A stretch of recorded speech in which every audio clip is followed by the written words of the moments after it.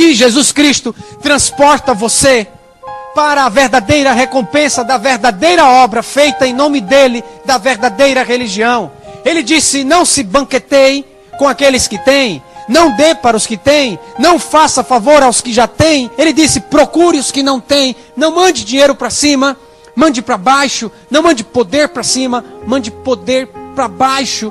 Chame os pobres, chame os aleijados, chame aqueles que não têm o que comer, chame os cegos, chame os esquecidos, irmãos, e faça por eles, e aí você será bem-aventurado.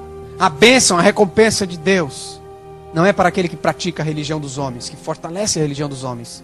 Isso tudo é vão, em vão me adoram, ensinando normas que são doutrinas, ensinamentos, preceitos de homens. Adorar a Deus no Espírito e verdade, adorar a Deus em Cristo, é fazer o bem a alguém, como diz a Escritura sagrada. Chame o que não tem, dê ao que não tem, favoreça o mais fraco, fortaleça o mais fraco, e você terá um tesouro no céu. E quando for o dia da ressurreição, você receberá a sua recompensa. Qual recompensa? Vinde, benditos do meu Pai. Porque eu estava com fome e você foi lá me dar comida. Graças a uma sociedade injusta eu passei fome.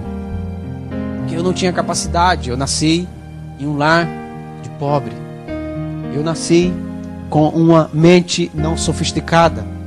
Ou porque eu estava com sede, você foi me dar água. Vocês pegaram a força de vocês, se uniram e foram aos países, os países africanos, os países da Índia, enfim, vocês se uniram em meu nome e foram lá resolver o problema, depois de terem resolvido o problema aqui, onde vocês estavam, fortalecendo os fracos, anunciando o reino e pregando o evangelho aos pobres e dizendo para eles: o reino é de vocês. Por que não vemos um discurso de um líder religioso como Jesus? É impossível eles pregarem o evangelho do reino de Deus, porque eles têm o seu próprio evangelho. O evangelho de Jesus diz: venda o que tem, dê aos pobres. Eles dizem: venda o que vocês têm e tragam para nós. Um contraste. Folhas de Adão, contrastado com a verdade, contrastado com Deus, é uma vergonha. Denúncia, desmascaramento. A luz veio e brilhou e manifestou que as obras das trevas eram más. Ainda diz o texto bíblico, Tiago capítulo 5, do verso 1 ao 6. Veja só como o governo religioso imita estas obras. Atendam agora, ricos, chorem e lamentem por causa das vossas desventuras que vos sobrevirão. As vossas riquezas estão corruptas, as vossas roupagens comidas de traça. O vosso ouro e a vossa prata foram gastos de ferrugens, e a sua ferrugem há de ser por testemunho contra vocês mesmos, e há de devorar como fogo as vossas carnes. Tesouros acumulastes nos últimos dias.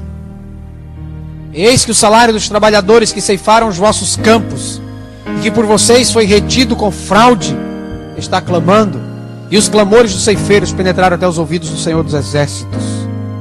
Vocês têm vivido regaladamente sobre a terra. Vocês têm vivido nos prazeres. Vocês têm engordado o vosso coração em dia de matança, por assim dizer. Tendes condenado e matado o justo, sem que ele vos faça resistência. Estes ensinamentos de Tiago, eles são fortalecidos pelos ensinamentos de João. Veja o que disse o apóstolo no capítulo 3 da sua primeira epístola. Olha a declaração do apóstolo de Jesus Cristo. Ora, 1 João 3,17. Aquele que possuir recursos deste mundo e vir a seu irmão padecer necessidade e lhe fechar o seu coração, como pode permanecer nele o amor de Deus? Filhinhos, não amemos de palavra nem de língua, mas de fato e de verdade. O amor de Deus se manifesta em lençóis, em roupas, em comida, em saúde. O reino de Deus, a justiça de Deus, se manifesta em suprir a necessidade ao pobre. Não amemos de palavra, nem de língua, mas de fato e de verdade.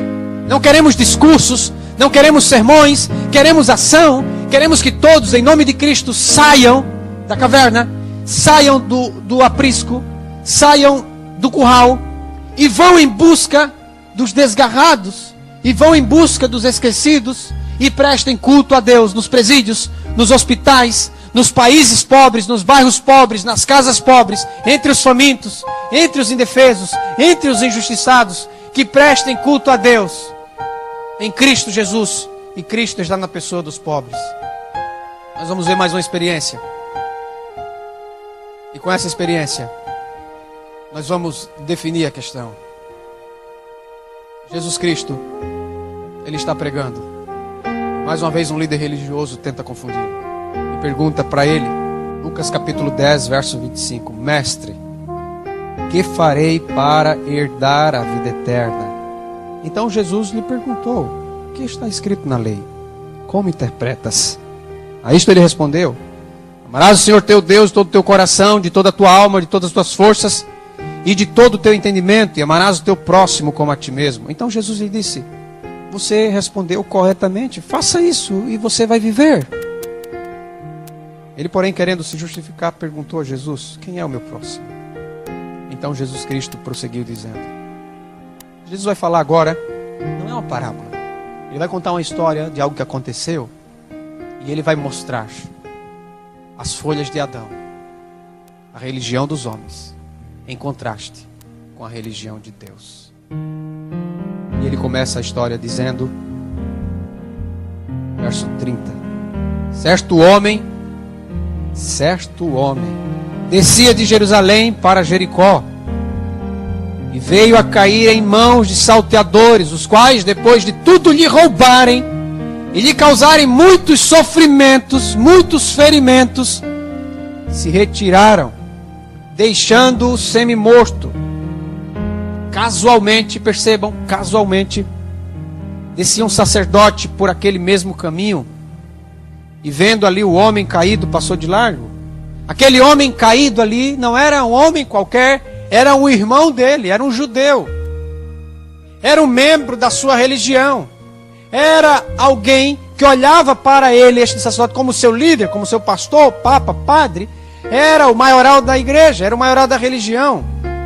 Era um homem que praticava todos os requisitos da religião. Mas quando viu seu irmão caído, ele passou de largo. Percebam a semelhança poderosa com todos os líderes religiosos. Eles podem até ajudar como uma satisfação ou como marketing da sua empresa religiosa, mas eles não aceitam o apelo de Jesus: venda tudo que tem. Quando Jesus disse isso ao jovem rico, uma coisa te falta. O que faltava para o jovem rico era simplesmente tudo. Você está possuindo o que não é seu. Você tem sobre si o que não é seu. Então o que falta para você é tudo. Venda tudo que tem, dê aos pobres. Não um departamento, é tudo. Faça tudo beneficiando o pobre, não a você mesmo. Venha e me siga então. Você terá um tesouro no céu. Você poderá pregar para as pessoas de um tesouro no céu, porque você vive a esperança desse tesouro no céu, porque você não tem tesouro na terra. Esse chamado ao apostolado, esse chamado à verdade de Jesus Cristo: siga-me. Então, depois desse líder religioso, o sacerdote, passa um outro. Jesus continua dizendo, verso 32, semelhantemente um levita descia por aquele lugar, e vendo, também passou de largo. O levita também era líder religioso, ele estava colocado como líder religioso, mas ele era um líder de menor escalão, um líder mais humilde, com menores posses, com menor destaque, estava mais perto do povo. Quem sabe conhecia melhor as pessoas, era mais humano, falava mais de amor.